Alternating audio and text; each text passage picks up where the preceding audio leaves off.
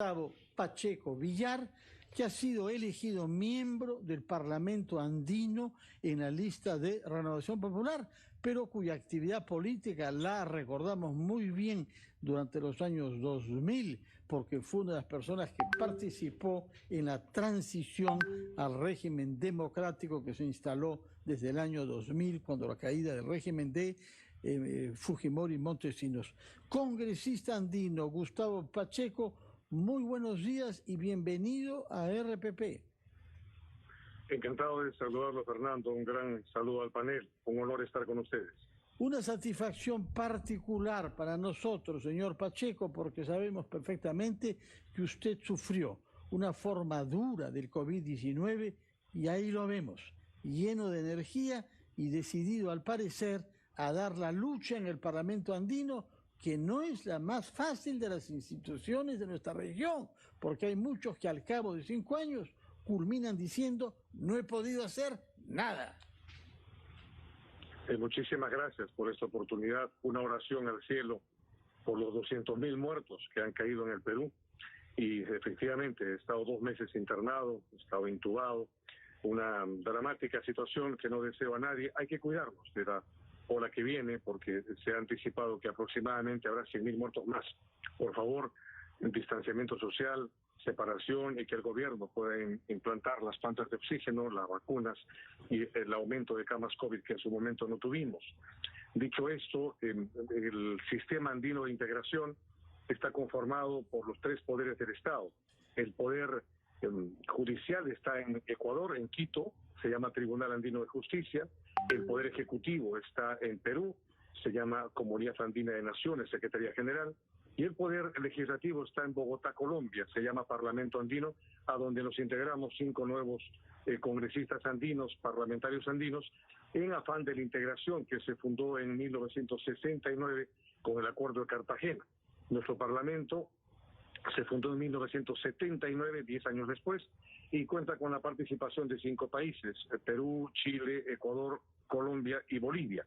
Entonces vamos a trabajar en el marco del sistema de integración andina, donde también está la Corporación Andina de Fomento, está la Universidad Andina Simón Bolívar, y también se encuentra, entre otras instituciones, el Convenio de Salud Andino Hipólito Unanue, para poder activar la Carta Andina de Salud y poder tener juntos el trabajo contra la pandemia.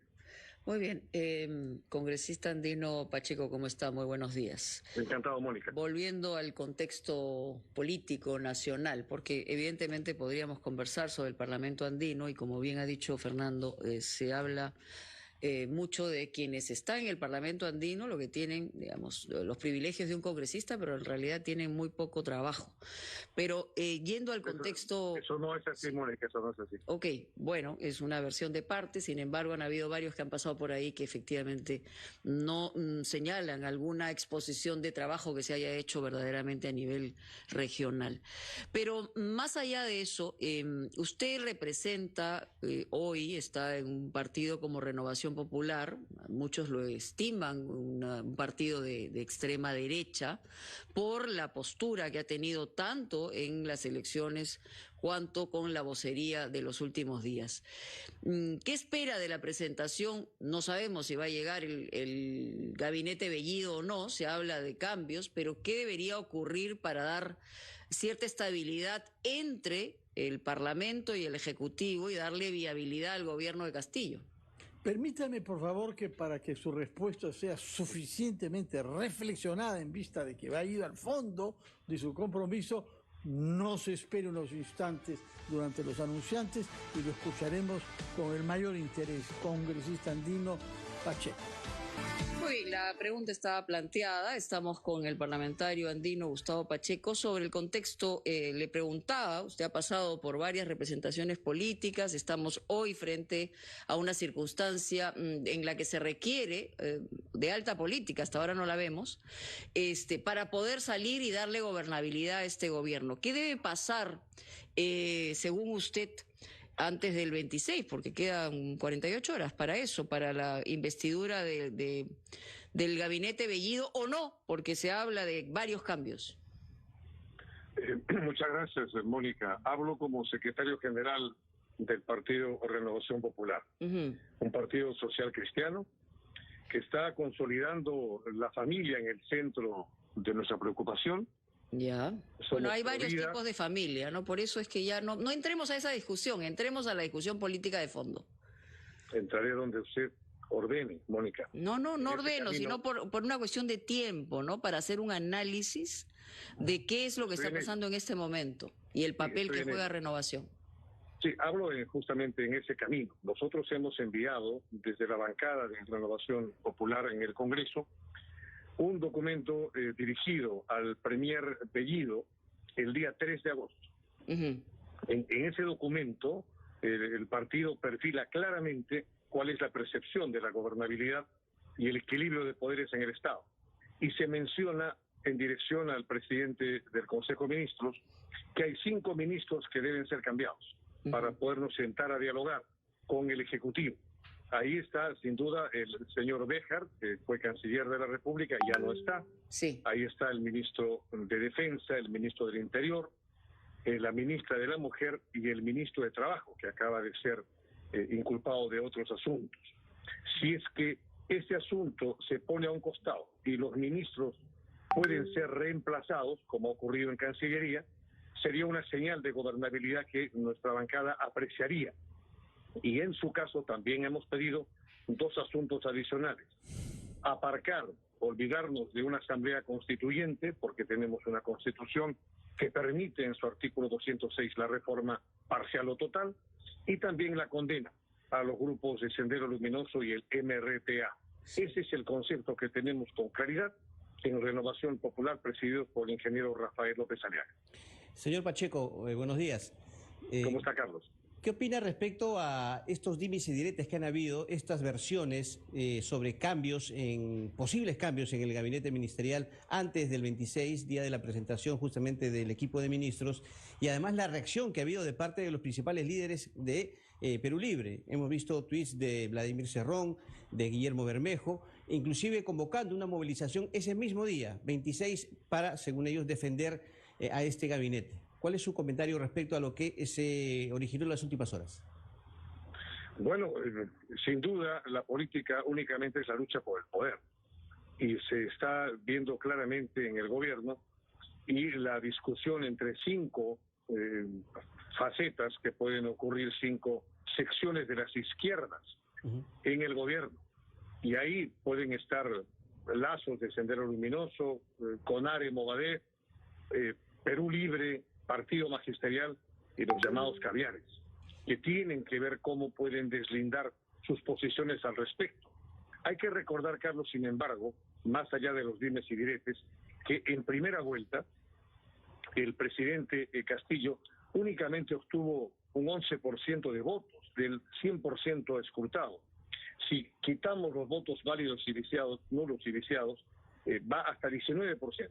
O sea, 1 de cada 10 peruanos votó en primera vuelta por el presidente Castillo. Señor no Pacheco. Es verdad, por tanto, la agenda que quiere plantear Perú Libre, que representan más del 50% de la población. ¿Usted cree que ¿Usted cree que puede estarse originando una especie de quiebre entre el señor Castillo y Perú Libre, el propio Vladimir Cerrón? Hablo por las reacciones que han habido, por ejemplo, por la designación del canciller Maurtua.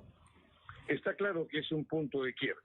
Está claro que es una señal clara desde Palacio de Gobierno del ejercicio del poder del mandatario, donde menciona con claridad: estas son mis cartas, esto es en lo que yo creo, y por eso el canciller es otro, un hombre de carrera, un diplomático de carrera, emblemático de Torre Tagle, con amplia trayectoria en su haber. Sí creo que hay un punto de inflexión, y en ese camino estamos esperando desde Renovación Popular que exista el cambio de otros ministros. Sí. Estamos a tiempo, nos faltan 2 días. Justamente en relación al cambio, si me permite, usted ha hablado de 4 ministros, ha hablado de renovación de 4 ministros, aunque hay otros que están cuestionados también. Son 5, pero quisiera, 5, Mónica. Sí, quisiera que me diga por qué en el caso del titular de Defensa, por qué en el caso del Interior y por qué en el caso del Ministerio de la Mujer, porque lo de Trabajo se entiende perfectamente teniendo en cuenta todas estas presuntas vinculaciones con Sendero Luminoso, pero en estos casos quisiéramos que sea un poco más específicos, el por qué deberían salir, según ustedes. Sí, yo le agradezco la pregunta, Mónica.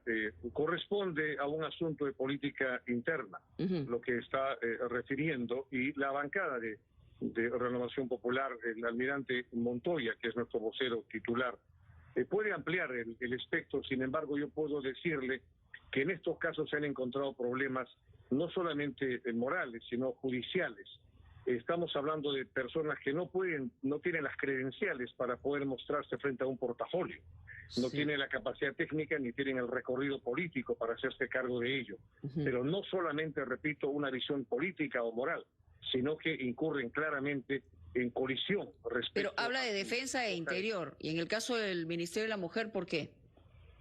Sí, ahí hay una posición de la bancada. Yo le ruego que esa pregunta la traslade usted al vocero, el almirante Montoya. Hoy vamos a estar, Mónica, recibiendo al presidente de Renovación Popular en el Congreso.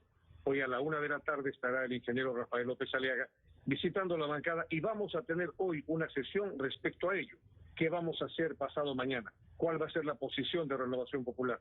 Más allá de escrutar uno por uno, lo que estamos sabiendo hasta ahora es que hay 5 ministros que ustedes quieren que sean cambiados para eventualmente no votar un rechazo a la confianza, pero no menciona al primer ministro Guido Bellido, que es, sin embargo, el que ha escogido a los otros 5. ¿Por qué esa actitud clemente hacia el primer ministro Bellido? Es una buena pregunta, Fernando.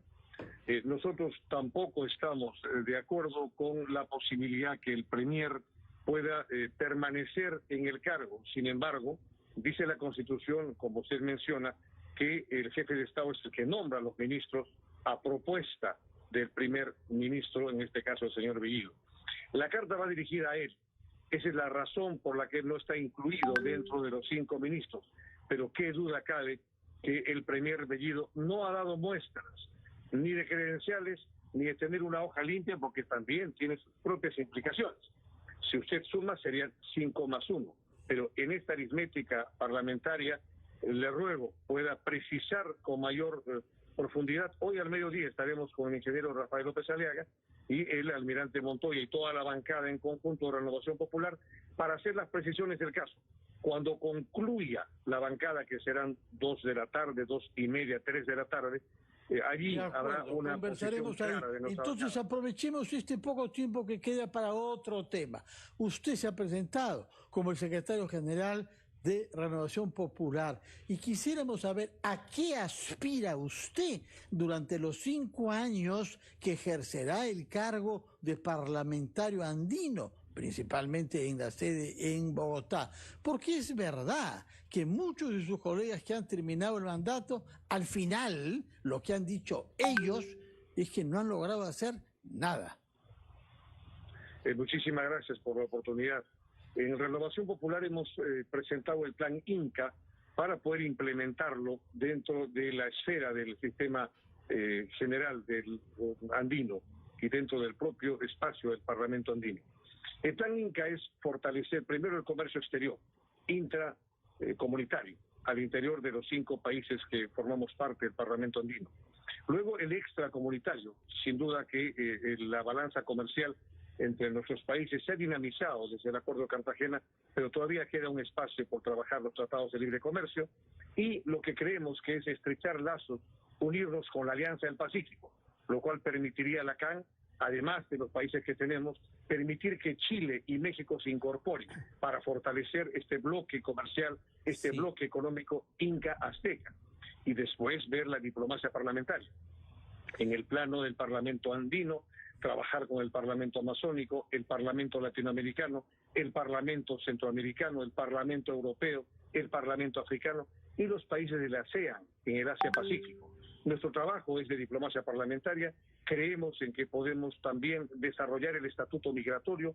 Este viernes en la Comunidad Andina de Naciones, con el secretario general, el doctor Pedraza, vamos a estar todos los parlamentarios andinos celebrando el estatuto migratorio, Fernando, que permite a todos nuestros ciudadanos comunitarios ejercer la posibilidad, como en Europa, donde un italiano vive en España o un francés vive perfectamente en Alemania, también un boliviano puede hacerlo en Perú o un peruano en Colombia o en Ecuador sin ninguna restricción, para siempre. Esta es la integración, es un paso más allá del pasaporte andino. Señor Pacheco. Tenemos ya la ciudadanía andina. De eso va a tratar este viernes nuestro trabajo en la Comunidad Andina de Naciones. Señor Pacheco, volviendo al tema del gabinete, ¿usted cree que este gabinete ha sido formado de esta manera, con estos miembros, de manera estratégica de parte del Ejecutivo para forzar una censura a este equipo ministerial y así que el Congreso tenga, si me permite el término, una vida menos y pueda luego desencadenarse esto en una disolución del gabinete? Porque con 2 censuras a igual número de gabinetes, entonces queda expedito el camino para una disolución del Parlamento. ¿Cree usted que esto ha sido así, una estrategia o no? Tengo la impresión de que el primer set lo ganó el señor Cerrón. Y sí, el primer gabinete tiene toda la facción de Perú Posible, todo el rostro de Perú Posible. Sin embargo, han pasado demasiado tiempo, muchas semanas de Perú Libre. Han pasado muchas semanas respecto de lo que puede significar el estreno del gabinete. Podían haber puesto la investidura a comienzos de agosto, lo están poniendo casi al finalizar agosto. El 28 de julio se presenta el gabinete, se presenta el presidente de la República y dice la Constitución que hasta 30 días después necesita la investidura del Congreso. Sí, Carlos, tengo la impresión de que en un primer momento ese fue el sentido, pero con el cambio del canciller y el eventual cambio de otros ministros, tengo también la sensación de que hay una reflexión en el Poder Ejecutivo que le permitiría un balón de oxígeno para que el Congreso pudiera facilitar una investidura. Tomamos nota entonces de sus análisis y sus esperanzas y sobre todo de esa metáfora tenística que ha hecho, según la cual el primer set fue ganado por Vladimir Cerrón. Muchas gracias, señor Gustavo Pacheco Villar, parlamentario andino y secretario general de